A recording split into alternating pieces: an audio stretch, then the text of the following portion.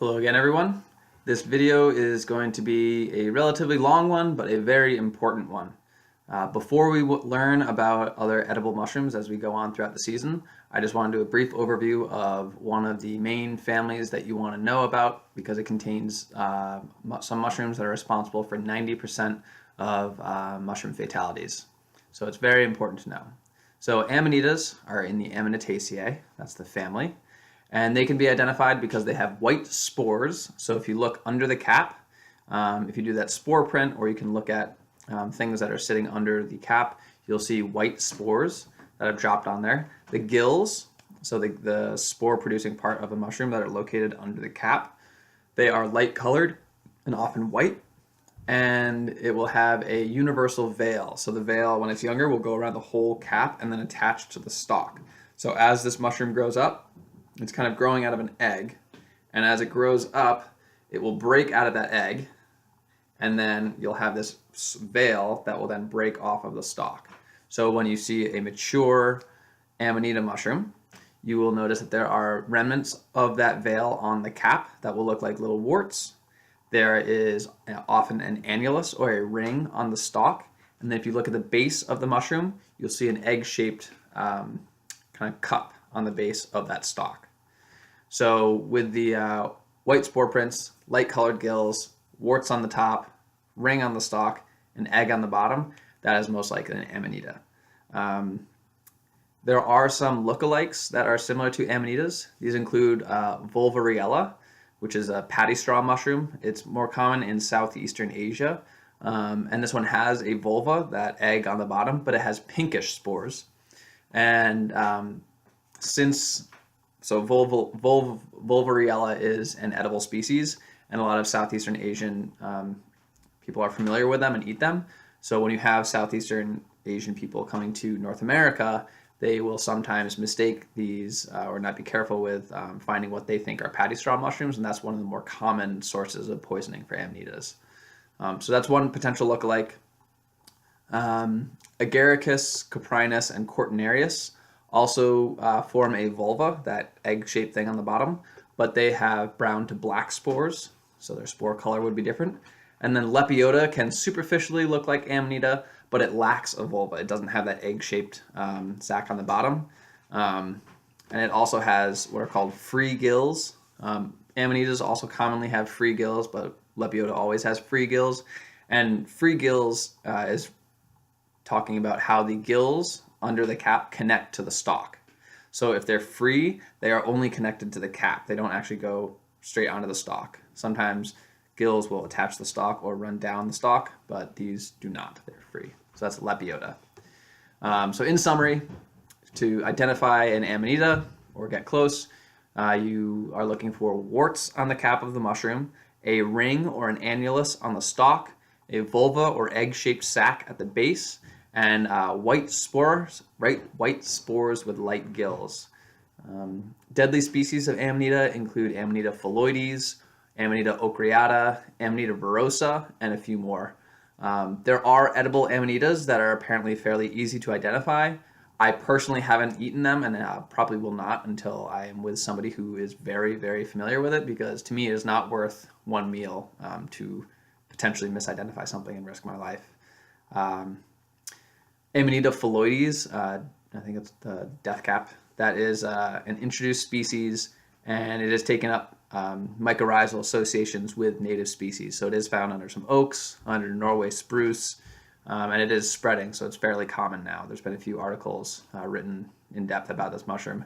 It's nothing to be scared about, because if you only eat mushrooms that you know are edible, you're not going to eat a poisonous mushroom. So don't worry about this. I'm not starting off with Amanitas to scare you, just to make you aware of what's out there. You know, knowledge is power. So you want to know what to look for and know what not to pick. And also, while these descriptions and what you read are really good, it's best to see these things in person. So if you can find a local mycology group or a mushroom walk in your area, it's really, really helpful to have somebody point at a mushroom, say, that is Amanita, that's what it looks like, here's what you're looking for. While we're on the topic of poisonous mushrooms, there are some other poisonous mushrooms that I just want you to become familiar with the names. Gallerinas, so there's Gallerina autumnalis, Galerina venenata, Conaceae phalaris, and then Lepiota josserandii and Lepiota helviola. These all contain amatoxins, which are the same toxins that are in Amanita. They break down your liver. Conaceae phalaris is pretty small and unlikely to be considered food. Not the only time, but more common, relatively common poisonings of these are when babies are just picking mushrooms and eating them without thinking, and they'll just put them in their mouths. Galerina venenata is only found in the Northwest.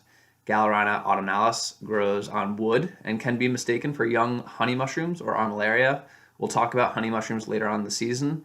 Galerina, they're much smaller.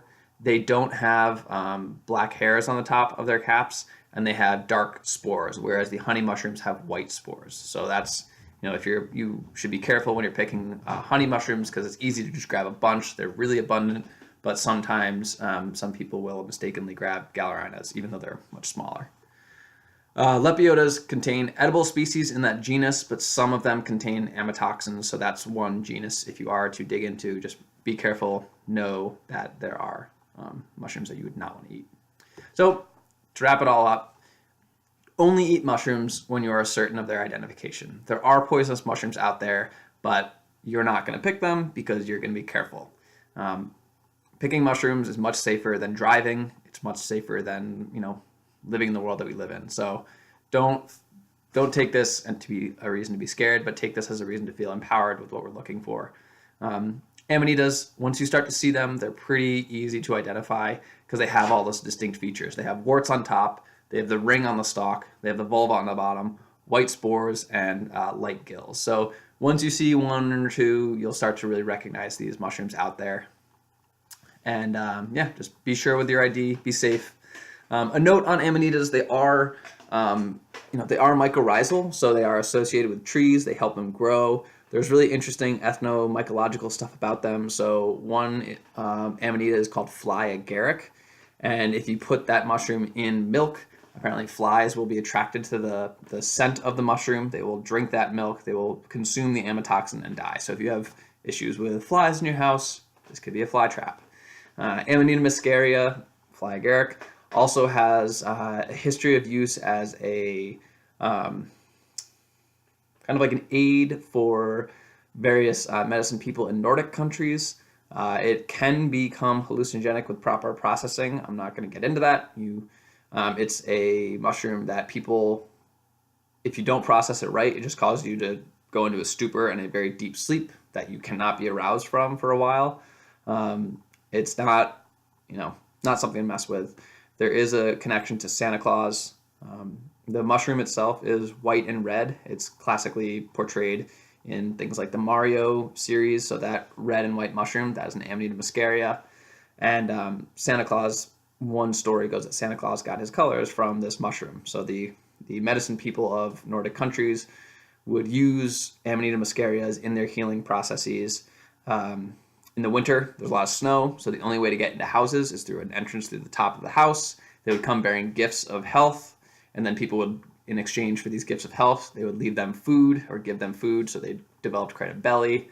One of the side effects of Amanita muscaria consumption is that the vasculature under your skin will open up, so you can have rosy cheeks and a very flushed look. That also could just be because Santa's coming in from the cold. And reindeer also really, really like and seek out these mushrooms. One of the ways that Amanita is processed to be edible or to have its hallucinogenic effects are if you feed it to a reindeer, it will process the ibotenic acid into muscimol, and people can drink the urine, and that is how you get the effect. So if you really want to go through that process, you can learn about it. But that's just a quick overview of Amanita muscaria. But we're not going to dig into that now. So, in summary, again, just be safe with your mushrooms, know your identification, and try to find some people around you who know what Amanitas look like. And if you see them, look at them, you can touch them, you can smell them. Some of them smell like chlorine. You would never want to eat them. They're very offensive in their smell, but they're very beautiful. They're fairly common, so just know them. If you have any questions, again, post that on the forum, and